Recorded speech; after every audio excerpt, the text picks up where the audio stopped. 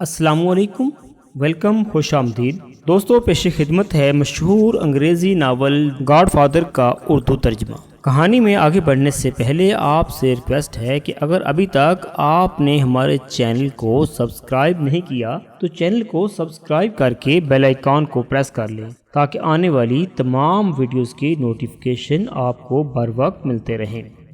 بوناسیرا اس وقت new York کی فوجداری عدالت نمبر 3 میں بیٹھا تھا اور انصاف کا منتظر تھا۔ اس کے دل میں اس وقت صرف ایک ہی خواہش تھی، وہ یہ کہ ان دو نوجوانوں کو قرار واقعی سزا ملے جنہوں نے بری نیت سے اس کی بیٹی پر حملہ کیا تھا، اور جب وہ کسی طرح ان کے قابو میں نہیں آئی تھی تو انہوں نے مار مار کر اس کا برا حال کر دیا تھا، اس کا جبڑا توڑ دیا تھا۔ لڑکی ابھی تک اسپتال میں تھی، اس کا جبڑا چاندی کے تاروں کے ذریعے جوڑنے کی کوشش کی گئی تھی۔ اس کی چوٹیں اور زخم ابھی ٹھیک نہیں ہوئے تھے۔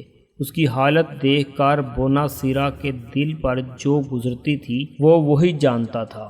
جج صاحب بھاری بدن کے آدمی تھے، ان کے چہرے پر پسینہ تھا۔ انہوں نے آستینے چڑھا کر اپنے سامنے کھڑے ہوئے دونوں نوجوان ملزموں کو اس طرح گھورا جیسے اٹھ کر اپنے ہاتھوں سے انہیں عدالت میں ہی سزا دینے کا ارادہ کر رہے ہوں۔ ان کے چہرے پر وہی جلال تھا جو کسی ایسے منصف کے چہرے پر ہو سکتا تھا جس کا خون کسی کی زیادتی اور ظلم کی تفصیل سن کر کھول رہا ہو۔ یہ سب کچھ اپنی جگہ تھا، لیکن نہ جانے کیوں بوناسیرا کا دل کسی انجان اندیشے اور خوف سے گویا ڈوبا جا رہا تھا۔ یوں لگ رہا تھا جیسے عدالت میں کوئی چیز، کوئی مصنوعی سی چیز ہے، جیسے وہاں کچھ کمی ہے، جیسے اس کے ساتھ کوئی دھوکہ ہونے والا ہے۔ تم نے جو حرکت کی ہے اس سے ظاہر ہوتا ہے کہ تم انسان نہیں، درندے ہو، جج صاحب گرجے۔ بالکل بالکل، بوناسیرا نے دل ہی دل میں جج صاحب کی تائید کی، بلکہ درندوں سے بھی بدتر۔ وہ نفرت سے ان دونوں جوانوں کو گھور رہا تھا جن کے چہروں سے خوشحالی کی چمک عیاں تھی، جن کے تراشیدہ بال سریکے سے جمے ہوئے تھے، جن کے لباس صاف ستھرے تھے۔ وہ گویا ایک انتہائی سنگین جرم کے سلسلے میں ملزم نامزد ہو کر عدالت میں پیش نہیں ہوئے تھے، بلکہ کسی تقریب میں شرکت کے لیے آئے ہوئے تھے۔ انہوں نے گویا بادل نخواستہ تھوڑی سی شرمندگی کے اظہار کے لیے جج صاحب کے سامنے ایک لمحے کے لیے سر جھکایا۔ جج صاحب نے غیظ و غضب کی گن گرج کے ساتھ سلسلہ کلام جاری رکھا۔ تمہارا طرز عمل جنگل کے درندوں سے بھی بدتر تھا۔ تمہاری قسمت اچھی ہے کہ تم اس مظلوم لڑکی کی عزت لوٹنے میں کامیاب نہیں ہوئے، ورنہ میں تم دونوں کو کم از کم 20 سال کے لیے جیل کی سلاخوں کے پیچھے بھجوا دیتا۔ انہوں نے خاموش ہو کر گھنی بھویں اچکاتے ہوئے غم زدہ بوناسیرا کی طرف دیکھا۔ دوسرے ہی لمحے انہوں نے گویا اس سے نظر چراتے ہوئے اپنے سامنے رکھے ہوئے کاغذات کی موٹی سی گڈی کی طرف دیکھا۔ وہ اس مقدمے سے متعلق مختلف نوعیت کے کاغذات تھے۔ جج صاحب کی پیشانی پر شکنے اور موٹے موٹے نقوش میں خفیف سا کھنچاؤ تھا۔ ان کے اندر گویا ایک زبردست کشمکش جاری تھی۔ چند لمحے کی خاموشی کے بعد آخر کار وہ کھنکار کر گلا صاف کرتے ہوئے بولے، بہرحال تمہاری نوجوانی اور نادانی کی عمر کو دیکھتے ہوئے، تمہارے اعلیٰ خاندانی پس منظر اور صاف ستھرے ریکارڈ کو مد نظر رکھتے ہوئے اور حقیقت کو بھی پیش نظر رکھتے ہوئے کہ قانون کا وقار انتقام لینے میں پوشیدہ نہیں ہے، میں تمہیں 3 سال کی سزائے قید کا حکم سناتا ہوں، لیکن اس حکم پر عمل درآمد اس وقت تک معطل رہے گا جب تک عدالت اسے مناسب سمجھے۔ بوناسیرا تکفین و تدفین کا کام کرتا تھا۔ بنیادی طور پر وہ ایک گورکن تھا، لیکن برسوں کی محنت کے بعد اپنے پیشے کو زیادہ باعزت صورت دینے میں کامیاب ہو گیا تھا۔ اس کے پاس جو مردے تکفین و تدفین کے لیے لائے جاتے تھے ان سے اس کا کوئی رشتہ یا قرابت داری نہیں ہوتی تھی، لیکن اپنے پیشے کے تقاضوں کو زیادہ بہتر طور پر پورا کرنے کے خیال سے بوناسیرا مرنے والوں کے لواحقین کے غم میں شریک ہو جاتا تھا۔ دکھاوے کے لیے وہ بھی ان کے سامنے غم زدہ صورت بنا لیتا تھا اور کبھی کبھار کوشش کر کے 2-4 آنسو بھی بہا لیتا تھا، لیکن آج وہ سچ مچ غم غمزدہ تھا۔ غم کی شدت سے اس کا دل پھٹا جا رہا تھا اور جج صاحب کا فیصلہ سننے کے بعد تو اس کا جی چاہا کہ وہ دھاڑے مار مار کر رونے لگے، اپنا سر پیٹ لے، اپنے بالوں میں خاک ڈال لے۔ آنسوؤں سے دھندلائی ہوئی اس کی آنکھوں میں بیٹی کا چہرہ نقش تھا، جو در حقیقت زندگی سے بھرپور ایک خوبصورت لڑکی تھی، لیکن اس وقت بگڑا ہوا چہرہ اور مضروب جسم لیے اس اسپتال کے بیڈ پر پڑی تھی۔ بوناسیرا نے بمشکل خود کو اپنے جذبات کے اظہار سے باز رکھا اور اپنے آپ پر ضبط کیے عدالت کا منظر دیکھتا رہا۔ دونوں نوجوانوں کے والد اٹھ کر اپنے چہیتوں کے قریب آ گئے تھے اور انہیں پیار کر رہے تھے۔ وہ سب بہت خوش نظر آ رہے تھے، مسکرا رہے تھے۔ بوناسیرا کے حلق میں ایک زہریلی سی کڑواہٹ گھل گئی، اس کے سینے میں ایک چیخ بگولے کی طرح چکرا رہی تھی۔ اس چیخ سے وہ عدالت کے در و دیوار ہلا دینا چاہتا تھا، جج صاحب کے کانوں کے پردے پھاڑ ڈالنا چاہتا تھا، مگر اس نے اس چیخ کا گلا گھونٹنے کے لیے دانت سختی سے بینچ لیے اور جیب سے رومال نکال کر منہ پر رکھ لیا۔ دونوں نوجوان اس کے قریب سے گزرتے ہوئے مسکراتے ہوئے اپنے والدین اور رشتہ داروں کے ساتھ عدالت کے کمرے سے باہر کی طرف چل دیے۔ انہوں نے بوناسیرا کی طرف ایک نگاہ غلط انداز ڈالنے کی بھی زحمت نہیں کی تھی۔ وہ گویا ان کے نزدیک نہایت حقیر اور قطعی غیر اہم تھا۔ ان کے چہروں پر دھیمی لیکن فاتحانہ مسکراہٹ تھی۔ تب گویا بوناسیرا مزید ضبط نہ کر سکا اور ان جاتے ہوئے لوگوں کی طرف منہ کر کے پھٹی پھٹی سی آواز میں چلا اٹھا، تم بھی ایک روز اسی طرح رو گے جس طرح میں رویا ہوں۔ تمہیں بھی اسی طرح رنج اور صدمہ اٹھانا پڑے گا جس طرح تمہارے بچوں کی وجہ سے مجھے اٹھانا پڑا ہے۔ دیکھ لینا میں تمہیں رونے پر مجبور کر دوں گا۔ وہ ان لڑکوں کے والدین سے مخاطب تھا۔ کرب اور غصے کی شدت سے اس کی آواز اس کا ساتھ چھوڑ گئی۔ وہ رومال آنکھوں پر رکھ کر پھوٹ پھوٹ کر رو دیا۔ حالانکہ وہ اپنی جگہ سے ہلا بھی نہیں تھا، لیکن مضبوط جسم کا ایک اہلکار یوں اس کے سامنے آ کر کھڑا ہو گیا جیسے اسے اندیشہ ہو کہ وہ رخصت ہوتے ہوئے ملزمان کے والدین پر حملہ کر دے گا۔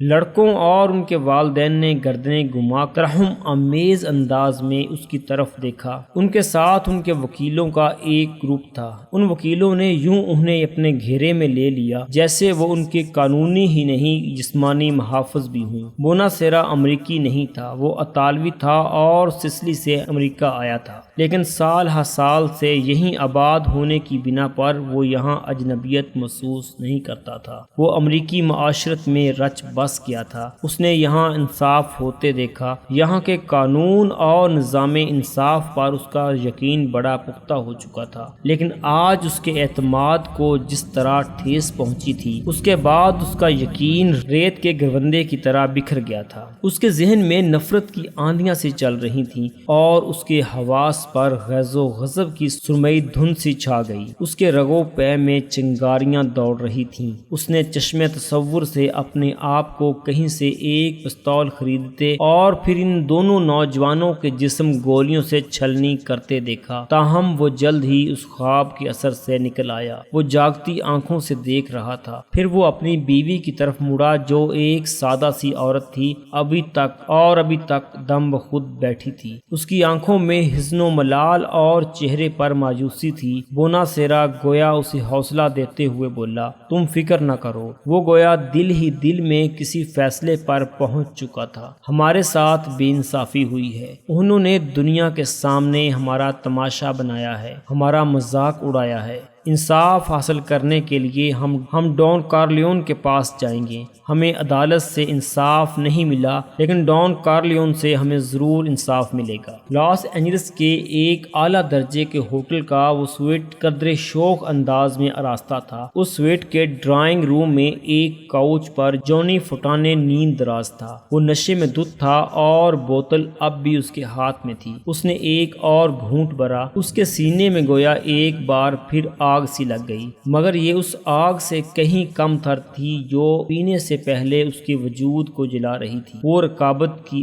آگ تھی۔ اپنی اداکارہ بیوی مارگوٹ ایشٹن کے بارے میں سوچتے ہوئے یہ آگ اس کے ہر مسمع میں جان سے پھوٹنے لگتی تھی۔ اس وقت صبح کے 4 بج رہے تھے اور اسے نہیں معلوم تھا کہ گزشتہ شام سے اس کی بیوی کہاں تھی۔ خمار سے دھند لائے ہوئے ذہن کے ساتھ وہ سوچ رہا تھا کہ مارگوٹ جب واپس آئے گی تو وہ اسے قتل کر دے گا۔ وہ یقین سے نہیں کہہ سکتا تھا کہ مارگوٹ کب واپس آئے گی اور آئے گی بھی یا نہیں۔ اس کی پہلی بیوی جسے اس نے چھوڑ دیا تھا، اس وقت تو وہ اسے بھی فون کر کے نہیں پوچھ سکتا تھا کہ اس کے دونوں بچوں کا کیا حال تھا۔ رات کے پچھلے پہر وہ اپنے دوستوں اور جاننے والوں میں سے کسی کو بھی فون کر کے تسلی کا کوئی لفظ سننے کی امید نہیں رکھ سکتا تھا۔ اس وقت تو شاید کوئی اس کا فون ریسیو ہی نہ کرتا، اور اگر کرتا بھی تو وہ یقیناً بیزاری یا غصے کا اظہار کرتا، کیونکہ جونی اب ایک زوال زدہ شخص تھا۔ کچھ زیادہ پرانی بات نہیں تھی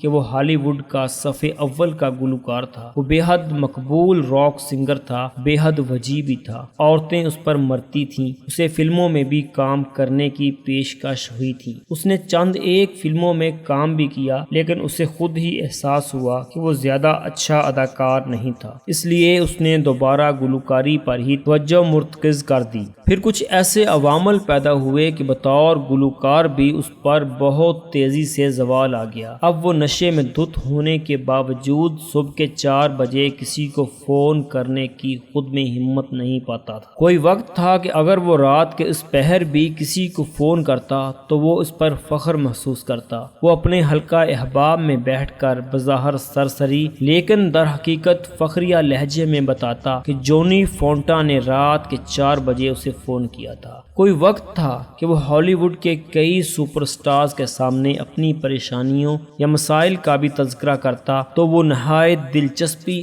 اور حیرت سے آنکھیں پھیلا پھیلا کر سنتی تھیں، لیکن اب اگر وہ ان سے رسمی باتیں بھی کرنے کی کوشش کرتا تو وہ شاید اس کے منہ پر ہی کہہ دیتی کہ وہ انہیں بور کر رہا تھا۔ اس نے وسکی سے لتھڑے ہوئے اپنے ہونٹوں کو الٹے ہاتھ سے صاف کیا اور وقت اور حالات کے اس تغیر کے بارے میں سوچتے ہوئے افسردگی سے مسکرا دیا۔ آخر اسے دروازے کے تالے میں چابی گھومنے کی آواز سنائی دی۔ اس کی بیوی واپس آ گئی تھی۔ اس وقت بھی بوتل جونی کی ہونٹوں سے لگی ہوئی تھی۔ اس نے اسے ہٹانے کی کوشش نہیں کی، حتیٰ کہ مارگوٹ کمرے میں آ گئی اور اس کے سامنے آن کھڑی ہوئی۔ وہ بے پناہ خوبصورت عورت تھی، اس کا سراپا قیامت تھا۔ بہت سے خوبصورت لوگ فلم اسکرین پر زیادہ خوبصورت نظر نہیں آتے، لیکن وہ اسکرین پر بھی اصل سے خوبصورت دکھائی دیتی تھی۔ کیمرہ اس کے حسن میں 4 چاند لگا دیتا تھا، اس کے سراپا میں گویا کچھ اور جان پڑ جاتی تھی۔ جونی کے لیے مشکل یہ تھی کہ وہ اب بھی اس حسن بلاخیز کا دیوانہ تھا۔ مارگوٹ کی فلمیں دیکھنے والوں میں سے کم از کم 10 کروڑ مرد اس پر دل و جان سے مرتے تھے، اور جونی محسوس کرتا تھا کہ شاید وہ بھی انہی 10 کروڑ مردوں میں سے ایک تھا، اور جونی محسوس کرتا تھا کہ شاید وہ اس کا شوہر نہیں، اس کا پرستار، اس کا عاشق زار تھا۔ وہ جب اس کے سامنے آتی تھی تو وہ اپنا سارا غصہ، برہمی اور نفرت بھول جاتا تھا، بالکل بے بس ہو جاتا تھا۔ کہاں تھیں تم اب تک؟ جونی نے اپنی لڑکھڑاتی آواز میں غصہ سمونے کی کوشش کی، لیکن اسے اس میں کوئی خاص کامیابی حاصل نہیں ہوئی۔ باہر عیش کر رہی تھی، مارگوٹ نے بے خوفی سے مسکراتے ہوئے جواب دیا۔ وہ گویا اسے چھیڑ رہی تھی، چڑھانے کی کوشش کر رہی تھی۔ اس نے جونی کی مدہوشی کے بارے میں غلط اندازہ لگایا تھا۔ وہ سمجھ رہی تھی کہ شاید جونی میں اپنی جگہ سے ہلنے کی بھی سکت نہیں ہے، مگر وہ اچھل کر کھڑا ہوا اور اس نے مارگوٹ کا گلا دبوچ لیا، لیکن اتنے قریب سے اس حسین چہرے کو دیکھ کر وہ جیسے بالکل ہی بے بس ہو گیا، اور پھر کچھ نشے کی زیادتی کے باعث بھی اس کے ہاتھوں میں جان نہیں تھی۔ مارگوٹ کے گلے پر اس کی گرفت ذرا بھی سخت نہیں تھی، وہ استہزائیہ انداز میں مسکرا رہی تھی۔ جونی نے گویا اس کے اس انداز سے ذرا چڑھ کر دوسرا ہاتھ گونسا رسید کرنے کے لیے بلند کیا تو وہ دونوں ہاتھ اٹھاتے ہوئے چلا اٹھی، دیکھو میرے چہرے پر گونسا ہرگز نہ مارنا، ابھی میری شوٹنگ چل رہی ہے، فلم ختم نہیں ہوئی، ابھی میں اپنے چہرے پر ذرا سا بھی نشان افورڈ نہیں کر سکتی۔ جونی کا ہاتھ اٹھا رہ گیا، وہ اسے گونسا رسید کرنے سے باز رہا۔ بے بسی اس پر پہلے ہی غالب تھی۔ مارگوٹ گویا اس کی حالت سے لطف اندوز ہوتے ہوئے ہنسنے لگی۔ تب جونی نے اسے قلین پر گرا دیا اور اس کے جسم کے ایسے ہندسوں پر گونسے رسید کرنے لگا یہاں اول تو نشان نہیں پڑ سکتے تھے اور اگر پڑتے بھی تو نظر نہیں آ سکتے تھے۔ در حقیقت خمار حد سے زیادہ ہونے کی وجہ سے اس کے ہاتھوں میں اتنی طاقت ہی نہیں تھی کہ وہ مارگوٹ کو کوئی غزن پہنچا سکتا۔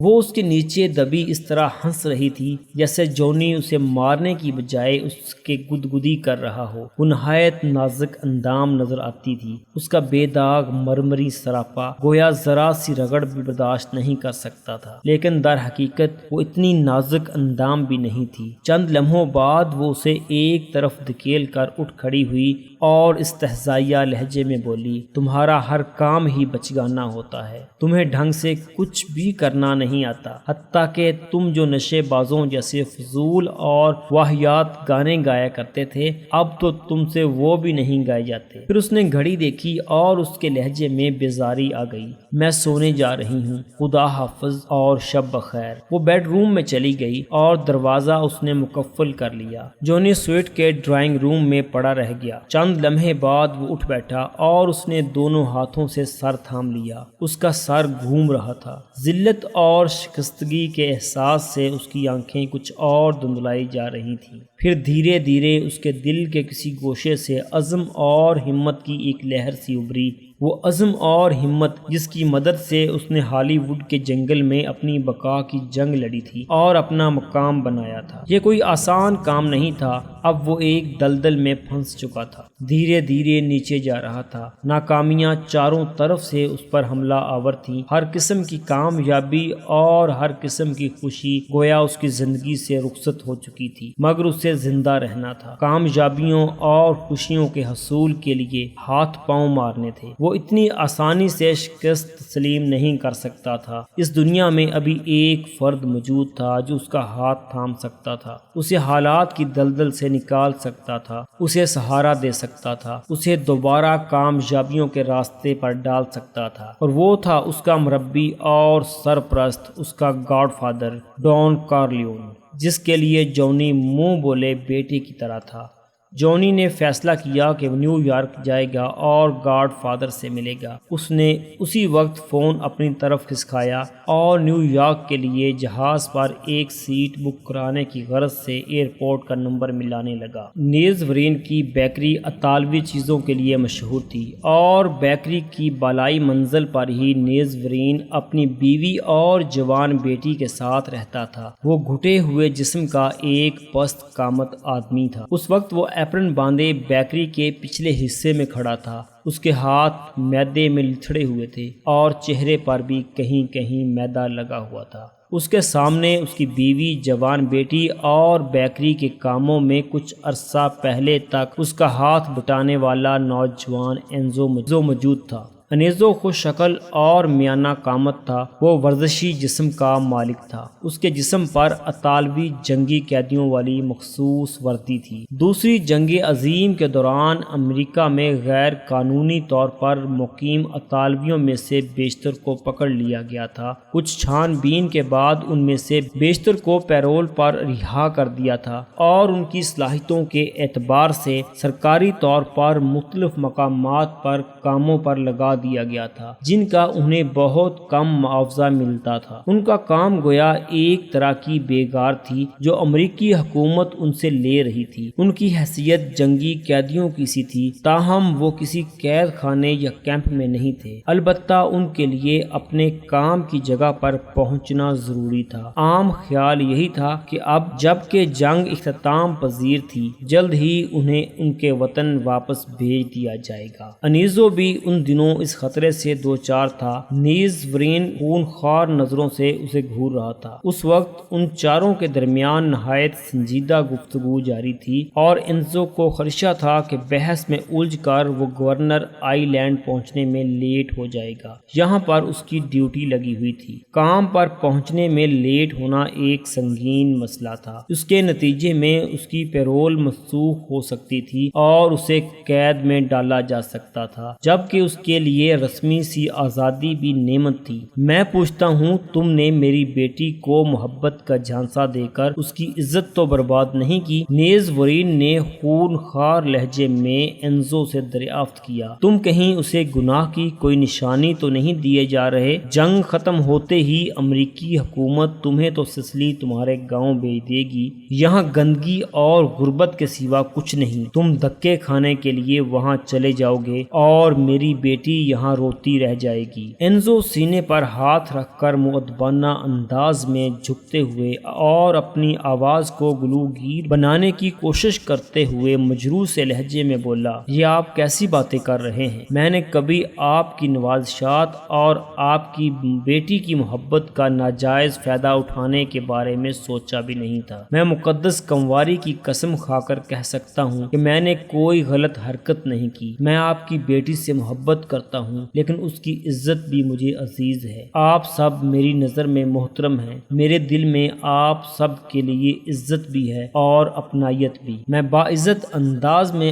آپ کی بیٹی سے شادی کرنا چاہتا ہوں اور یہ کوئی غلط بات نہیں ہے، لیکن اگر امریکی حکومت نے جبری طور پر مجھے واپس میرے وطن، میرے گاؤں بھیج دیا تو پھر میں کیتھرین سے شادی نہیں کر سکوں گا۔ اس موقع پر نیز ورین کی بیوی مینا نے بھی مداخلت کی اور ڈانٹنے کے سے انداز میں اپنے پستہ قد شوہر سے مخاطب ہوئی، بیوقوفی کی باتیں چھوڑو اور اصل مسئلے کی طرف دھیان دو۔ ہمیں انزو کو ہر حال میں امریکہ میں رکھنے کا بندوبست کرنا چاہیے اور اسے فی الحال روپوش ہونے کے لیے اپنے بھائی کے گھر لانگ آئی لینڈ بھیج دو اور اس دوران میں اس کے کاغذات بنوانے کی کوشش کرو جن کی مدد سے یہ جائز اور قانونی طریقے سے امریکہ میں رہ سکے۔ نیز ورین خود سسلی کا باشندہ تھا، لیکن وہ برسوں سے امریکہ میں مقیم تھا اور یہاں کی شہریت حاصل کر چکا تھا۔ اسے سسلی میں واقع اپنے آبائی گاؤں سے کوئی دلچسپی نہیں تھی، تاہم وہ سسلی کے پرانے اور روایت پسند لوگوں میں سے تھا جن کی پہلی کوشش یہی ہوتی تھی کہ وہ اپنے بچوں کی شادیاں اپنے ہم وطنوں میں کریں۔ نیز ورین کو تو ویسے بھی انزو جیسا خوش شکل اور نوجوان داماد میسر آنا مشکل تھا، کیونکہ اس کی بیٹی نہایت عام سی شکل صورت کی مالک اور اچھی خاصی موٹی تھی۔ یہ کہنا بے جا نہیں تھا کہ وہ کسی حد تک بھدے پن کا شکار تھی اور مردوں کی طرح اس کی ناک کے نیچے ہلکا سا رواں بھی تھا، جیسا کسی نوعمر لڑکے کی مسیں بھیگ رہی ہوں۔ معلوم نہیں انزو کس طرح اس پر مہربان ہو گیا تھا۔ جن دنوں وہ بیکری کے کاموں میں ہاتھ بٹا رہا تھا، نیز ورین نے اسے اکثر آنکھ بچا کر اپنی بیٹی کے ساتھ اٹکیلیاں اور چھیڑ چھاڑ کرتے دیکھا تھا۔ کیتھرین پوری گرم جوشی سے اس کی حرکتوں کا جواب دیتی تھی۔ نیز ورین کو تو اندیشہ تھا کہ اگر اس نے ان دونوں پر کڑی نظر نہ رکھی ہوتی تو اس کی بیٹی خود انزو کی طرف مائل ہو چکی تھی۔ کیتھرین اس وقت رو رہی تھی۔ اس کی ماں نے جب اس کے باپ کو ڈانٹا تو کیتھرین نے امید بری نظروں سے باپ کی طرف دیکھا، لیکن جب وہ متذبذب انداز میں خاموش رہا تو کیتھرین چلا اٹھی، اگر انزو کو سسلی بھیجا گیا تو میں بھی اس کے ساتھ وہیں چلی جاؤں گی اور وہیں رہوں گی۔ اگر اس کے ساتھ میری شادی نہ کی گئی تو میں اس کے ساتھ بھاگ جاؤں گی۔ اگر اسے یہاں نہ روکا گیا تو اس کے ساتھ رہنے کے لیے میں کچھ بھی کر گزروں گی۔ نیز ورین نے ناگواری سے بیٹی کی طرف دیکھا۔ اسے احساس ہوا کہ بیٹی اس کے ہاتھ سے نکل چکی تھی۔ اس پر نوجوانی کے جذبات کا غلبہ تھا۔ اس سلسلے میں صحیح سمت میں قدم اٹھانا ضروری ہو گیا تھا۔ اس کے خیال میں درست اقدام یہی تھا کہ انزو کو امریکہ میں روکا جاتا اور اسے شہریت دلوانے کی کوشش کی جاتی۔ یہ بہت مشکل کام تھا، نیز ورین کے بس کی بات نہیں تھی۔ فی الحال تو یہ تقریباً ناممکن ہی تھا۔ صرف ایک شخص ایسا تھا جو نیز ورین کے خیال میں اس ناممکن کام کو ممکن بنا سکتا تھا، اور وہ تھا گاڈ فادر ڈان डॉन कार्लियोन।